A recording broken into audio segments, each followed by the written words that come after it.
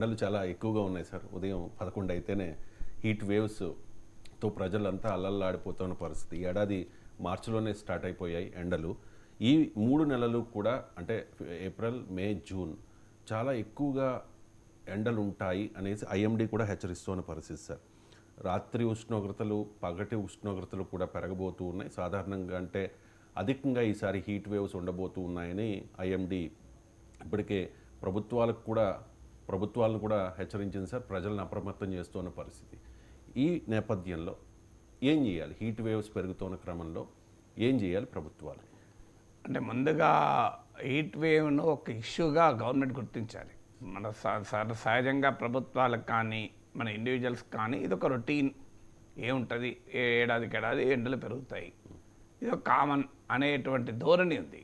కానీ ఇది కూడా ఒక disaster, extreme heat waves. Heat wave అంటే అర్థం డెఫినేషన్ ఏంటంటే ఒక హయ్యెస్ట్ టెంపరేచర్ కన్నా కూడా ఎక్కువగా, అంటే అప్పటి వరకు రికార్డ్ అయి ఉన్న హయ్యెస్ట్ టెంపరేచర్ ఎక్స్ట్రీమ్ కన్నా కూడా ఎక్స్ట్రీమ్ టెంపరేచర్ వెళ్ళడాన్ని హీట్ వేవ్ అంటారు.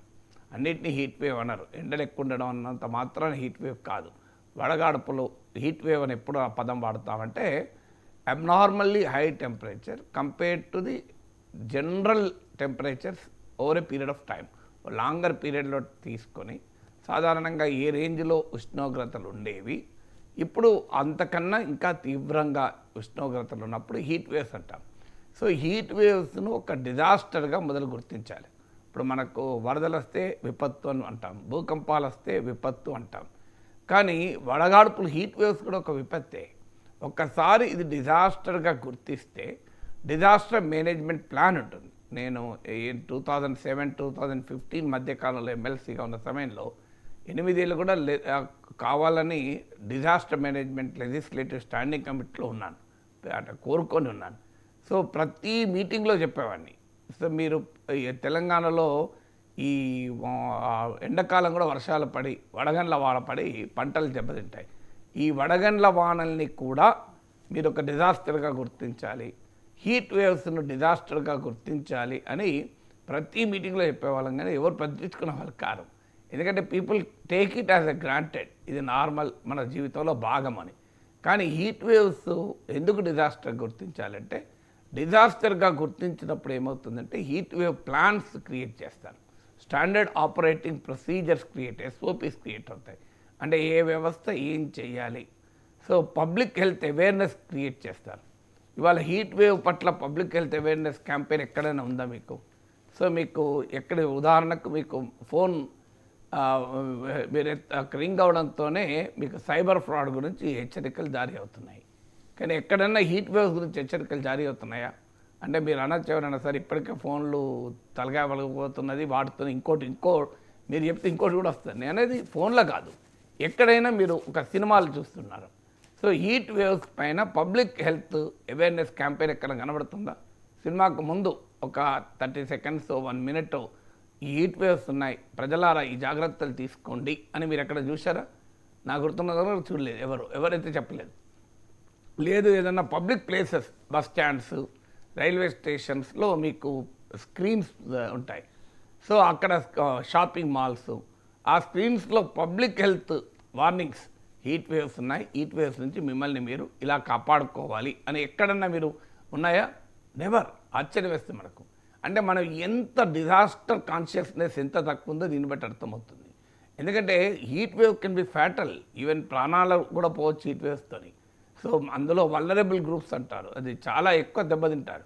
సో ఇంటర్నేషనల్గా స్టడీస్ ఉన్న హీట్ వేవ్స్ పైన అన్ఫార్చునేట్లీ మనము ఆ కాన్షియస్నెస్లో లేకుండా, ఎందుకంటే క్లైమేట్ చేంజ్, వాతావరణ మార్పు వల్ల ఇలా చెట్లు నరికేసుకుంటున్నాం, కాంక్రీట్ అరణ్యాలుగా మార్చుకుంటున్నాం, గ్రీన్ హౌస్ గ్యాసెస్ ఎమిషన్ అంటే కర్బన వాయువుల సాంద్రత పెరిగిపోతుంది, నేచర్ను ఇష్టం వచ్చినట్టుగా డిస్ట్రాయ్ చేస్తున్నాం, వెట్లాండ్స్ను నాశనం చేస్తున్నాం, మనం గుట్టల్ని కొండల్ని కరిగించేస్తున్నాం.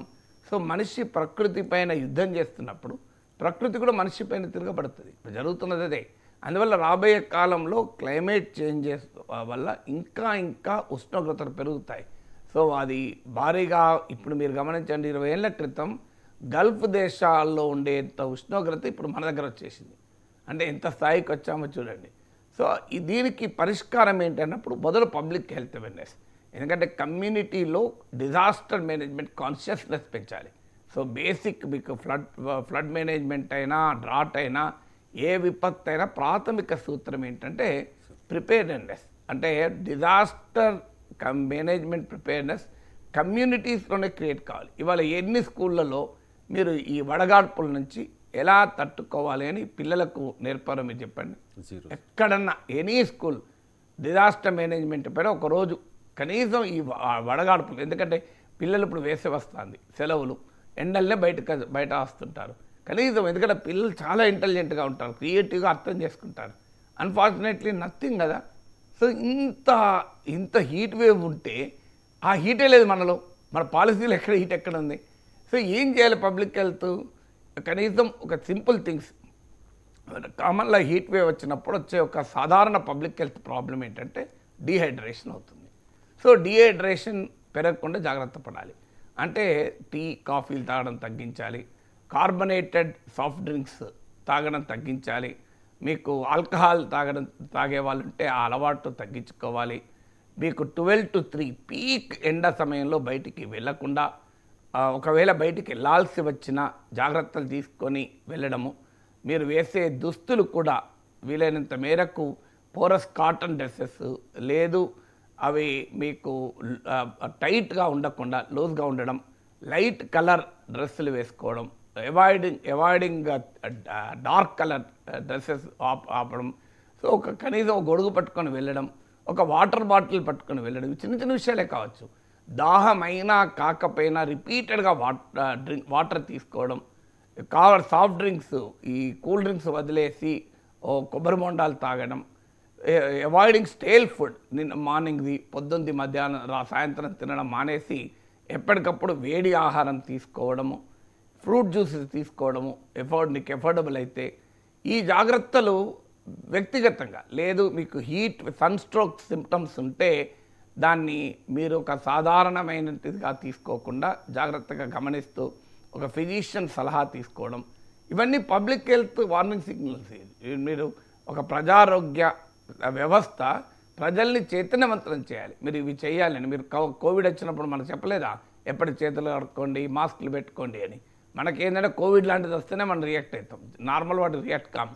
సో ఈ public health campaign, let the government appoint medical experts committee చేసి ఈ డూస్ అండ్ డోంట్స్ ఏంటివి, ఈ హీట్ వేవ్ వల్ల హీట్ వేవ్ని తట్టుకోవటానికి ఏ రకమైన జాగ్రత్తలు తీసుకోవాలి, ఏమి చేయాలి, ఏమి చేయకూడదు అని ఒక నోట్ ఆల్రెడీ అవైలబుల్గా ఉంది public literature. Let the director of health issue A public notice.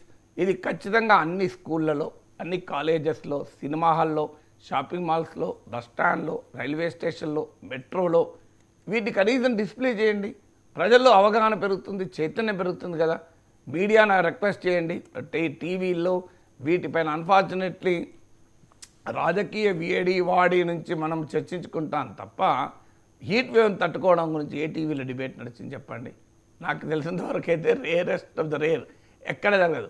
Heat వేవ్ని తట్టుకోవడం ఎలా అని ఒక 4 ఎక్స్పర్ట్స్, సైంటిస్టులను, డాక్టర్లను పిలిచి చర్చ పెట్టి అవేర్నెస్ క్రియేట్ చేస్తారా? అది ఎవరు చూడారు సార్ అంటారు. మనకు మనకు మనకు తిరువురు ఉన్నది, పిఠాపురం ఉన్నది, మనకు పాస్టర్ ఉన్నది, ఇవన్నీ మన ఇష్యూస్ మనకు ఉన్నాయి కదా. వాళ్ళు తిట్టుకోవడానికే మనకు టైం సరిపోతలేదు. మనకు హీట్ వేవ్ గురించి మనకు ఎక్కడ ఆలోచన ఉంది? అవి మాట్లాడద్దని అంటలేను, అవి మాట్లాడాలి కూడా, అవసరమే. కానీ మరి హీట్ వేవ్ గురించి ఎందుకు డిబేట్ ఉండదు ఏ టీవీలో? ఒక్కరోజు, ప్రతిరోజు మీరు రాజకీయాలు చర్చించుకోండి, ఒక్కరోజన్నా హీట్ వేవ్ ప్రజల ఆరోగ్యం ఎలా ఉండాలి అనే ఒక అవేర్నెస్ ఎందుకు ఉండదు? ఎంతమంది అంతమంది లాభం అవుతుంది. ఇది ప్రజారోగ్యం పైన చేయాల్సింది. తర్వాత మెడికల్ ఇన్స్టిట్యూషన్స్. ఇవాళ మీరు కార్పొరేట్ హాస్పిటల్స్ నుంచి మొదలుకొని గవర్నమెంట్ హాస్పిటల్స్ వరకు ఎక్కడైనా హీట్ వేవ్ ఎదుర్కోవటానికి ఫెసిలిటీస్ కానీ ఏమైనా క్రియేట్ చేశారా? నాకు చెప్పండి. మీరు ఎక్కడ మన పత్రికల్లో చదవలే, చేస్తుంటే సంతోషం, ఒకవేళ చేయకపోతే చెయ్యాలి. హీట్ వేవ్ నుంచి ఎఫెక్ట్ అయిన పర్సన్స్ వస్తే ఇమీడియట్గా వారికి అవసరమైన ట్రీట్మెంట్ అందే ఏర్పాటు కానీ, జాగ్రత్త కానీ, వైద్య సిబ్బందిలో ఆ కెపాసిటీ బిల్డింగ్ కానీ, వీటిపైన ఎక్కడన్నా ఎంత మేరకు ఏర్పాట్లు ఉన్నాయి. So the medical system should be prepared for heat waves. Unfortunately ఎందుకు పట్టించుకోరు అంటే హీట్ వేవ్స్ వల్ల డబ్బున్నవాడు ఎఫెక్ట్ కాడు, పేదవాడు ఎఫెక్ట్ అవుతాడు. ఎక్కడైనా పబ్లిక్ హెల్త్ ప్రజారోగ్యంలో డబ్బున్న వాడికి లేదు అప్పర్ మిడిల్ క్లాస్ మధ్యతరగతికి వచ్చేటువంటి ఆరోగ్య సమస్యలే వ్యవస్థలు గుర్తిస్తాయి. పేదవాడికి వచ్చే ఆరోగ్య సమస్యలు గుర్తించవు. అన్ఫార్చునేట్ అది. ఎందుకు అంటే పేదవాడికి వచ్చే ఆరోగ్య సమస్యలు సమస్య కాదు. మీరు గమనించండి, డెంగ్యూ ఇష్యూ వచ్చినప్పుడు అంత పెద్ద చర్చ జరిగింది. ఎందుకు? Dengue flies breed in middle class luxuries, అంటే మధ్యతరగతి విలాసాలైన ఎయిర్ కండిషనర్లో, ఎయిర్ కూలర్లో, రిఫ్రిజిరేటర్లలో డెంగ్యూ కారక క్రిములు పెరుగుతాయి. అందువల్ల డెంగ్యూ పైన అంత చర్చ జరిగింది. డయేరియా పైన చర్చ జరుగుతుందా? మీరు చూడండి, ఎక్కడన్నా అతిసార వ్యాధి గురించి మనకు అంత డిబేట్ ఎక్కడైనా ఉందా? అంటే ఈ దేశంలో పేదవాడి ఆరోగ్య సమస్య కాదు. ఇలా నాగేశ్వర్కి హీట్ వేవ్ సమస్య ఉంటుందా? నాకేం సమస్య?